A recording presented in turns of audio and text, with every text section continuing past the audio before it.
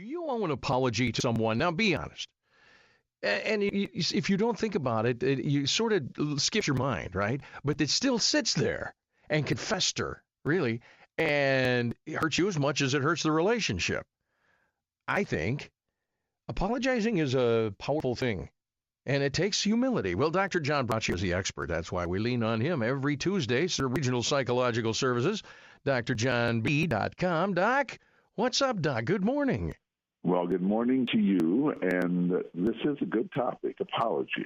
It's one of those things that we hear the word, and even most people, you could say, admit apologies are important.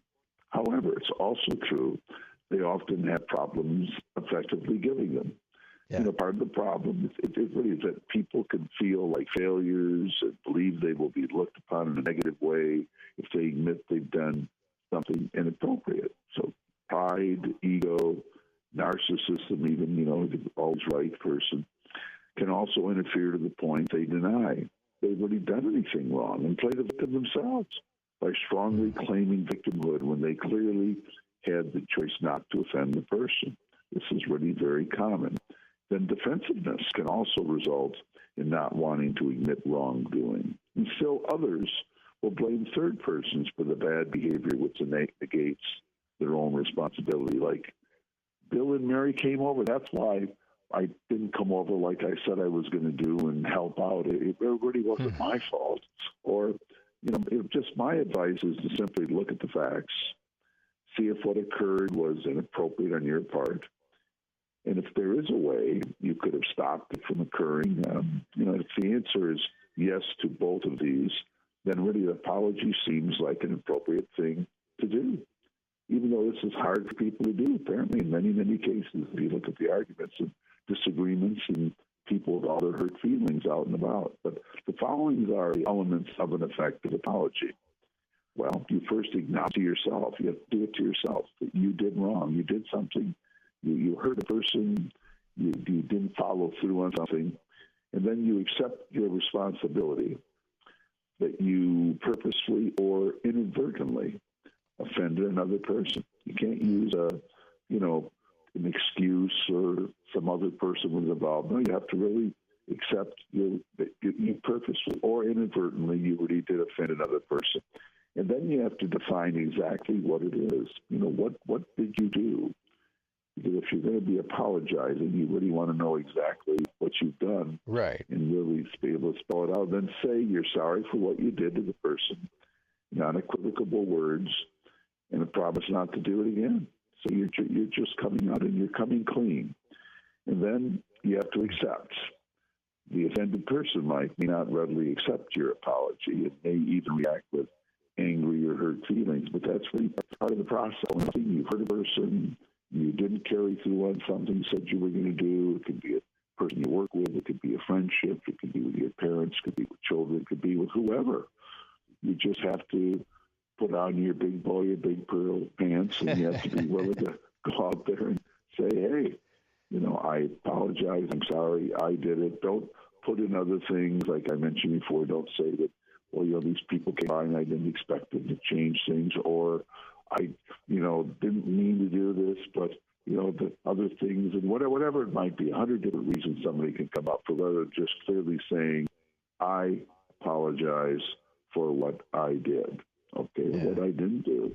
So it sounds simple, sounds easy, but when you look how many people carry anger and are frustrated, and people that are playing victims, or people that are just denying they've done wrong or won't admit they've done wrong, or whatever it might be, you can see why it can be a very confusing world, because, the tongue is a dangerous thing, and when people don't do what they say they will do, it definitely can hurt other people's feelings. So it can be a tough thing to deal with.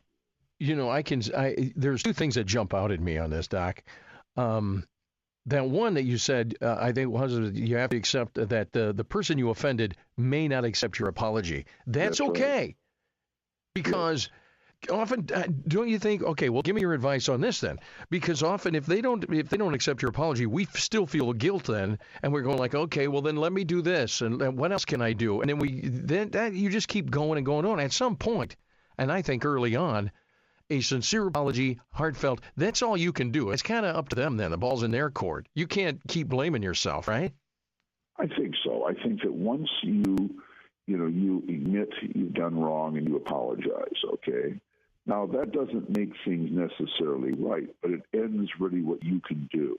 And if the person chooses to be hurt or angry, you have to accept those are their feelings, and they may be legitimate feelings on their part, like they could have lost a job, or they didn't get a project done, a friendship was hurt, there's hurt a relationship between parents and children, whatever it might be, there can be residual and bad feelings.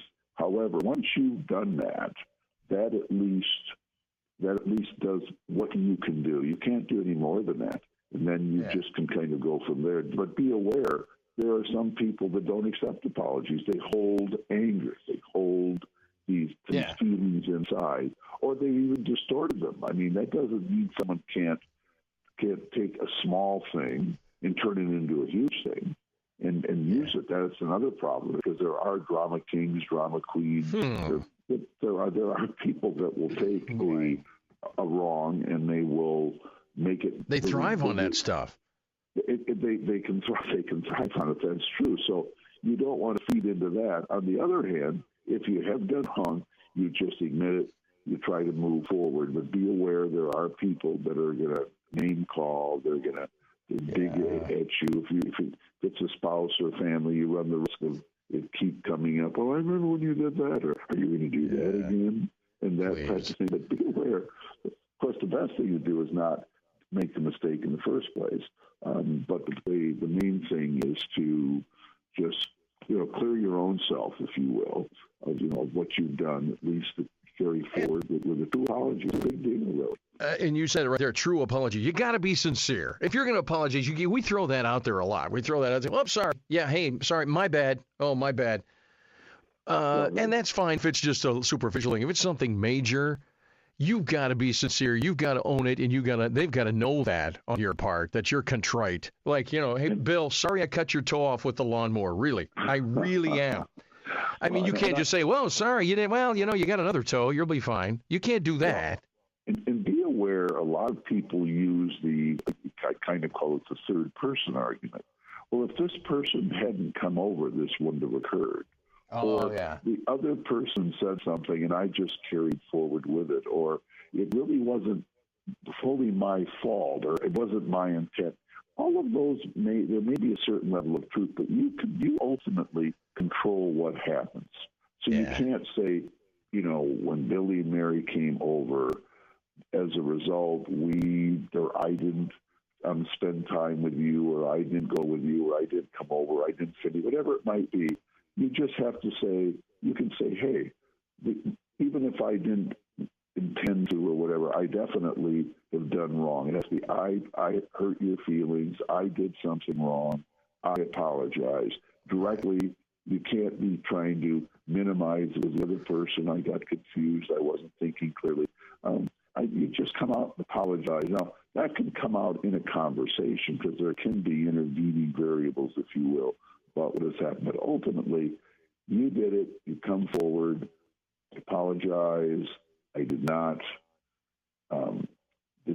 do what I said I would do. This kind of hurts you, and I just want you to know I try to be a person who is truthful, failed in this case, and I'm going to not do that again, or I will not let other people interfere with my feelings or stop me from doing what I'm supposed to do. And basically kind of move forward from there. Because it's hard for people, like a lot of people, not just narcissists, they're just people that they come up with, as they're saying they're sorry, they're coming up with all these other things, and as you're listening, the person who's been hurt, you're saying, golly, they blamed everybody else but themselves. Or they'll blame you. Well, if you had been a little stronger on this whole thing, or if you hadn't done this, then I wouldn't have done this. We call that... We call that the I'm sorry, but, and then I say, yeah, you do have a sorry, but. So just get over it, that kind of thing. And maybe apology gift is maybe a bouquet of flowers. Maybe if you run over your friend Bill's toe with a lawnmower and cut it off, I don't know, Pay for the hospital bill? I don't know. What do you do? But you definitely try to make things right with a straight, sincere apology, then you can move forward a lot better way. That's what we have to try to do, Mike. Make a better world for ourselves and those we interact with. That's why we have you on, Dr. John Braccio, helping to make a better world right there. Really? Regional Psychological Services, East Lansing. drjohnb.com on the web. As always, our Tuesdays a pleasure having you on, Doc. Next week, huh? Bye-bye. All right, see you later. Bye-bye. 1320 WILS. Nice sunny day. I will not apologize for the weather. Sunshine, 75 today. Really all week, really pretty gorgeous. 48 now downtown Lansing. 1320 WILS. Your morning wake up. Mike Austin back in a minute.